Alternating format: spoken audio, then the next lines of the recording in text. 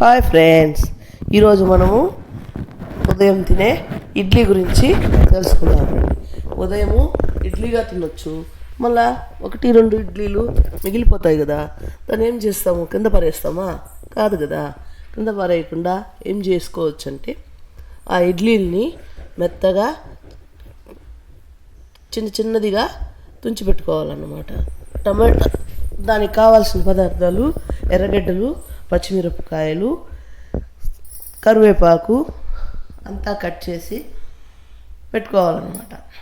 ఒక బాండిల్లో నూనె పోసి ఆవాలు, జీలకర్ర కూడా వేసుకోవచ్చు, మంచెనగపప్పు, ఉద్దిపప్పు, పచ్చిమిరపకాయలు, ఎర్రగడ్డలు అన్నీ వేసి ఒక్కొక్కటిగా ఒకదాని తర్వాత ఒక్కొక్కటిగా వేయించుకుంటా ఉండాలన్నమాట.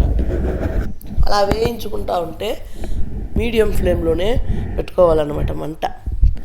ఆ మీడియం ఫ్లేమ్లో పెట్టి వేయించాలి. ఎర్రగడ్డలు అన్నీ వేసేస్తాము, కొద్దిగా పసుపు, ఎర్రగడ్డలు అవంతా కొద్దిగా మగ్గాలంటే ఉప్పు కొంచెం వేసుకోవచ్చు.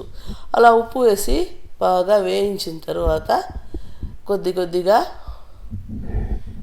ఒక్కొక్క పదార్థము వేగుతూ ఉంది చూడండి. ఆ కలరిష్గా వచ్చేస్తుంది, అద్దంలా మెరుస్తూ ఉంది చూడండి. ఆ కలర్ అలా మెరుస్తూ ఉంటుంది అన్నమాట.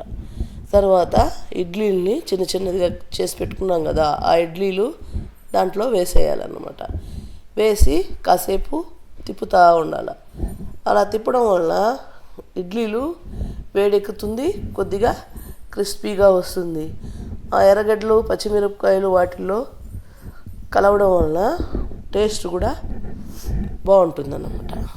అదే ఇడ్లీ అయితే ఇంకెవరు తింటారులే అనుకుంటాము. అలా కాకుండా ఇలా ఉప్మా అలా చేసి పెడితే పిల్లలు ఈవినింగ్ స్నాక్స్ లాగా ఒక స్పూన్ ఇచ్చినామంటే తినేస్తారనమాట. అప్పుడు టేస్టీ ఫుడ్ హెల్తీ ఫుడ్గా మారిపోతుంది అన్నమాట.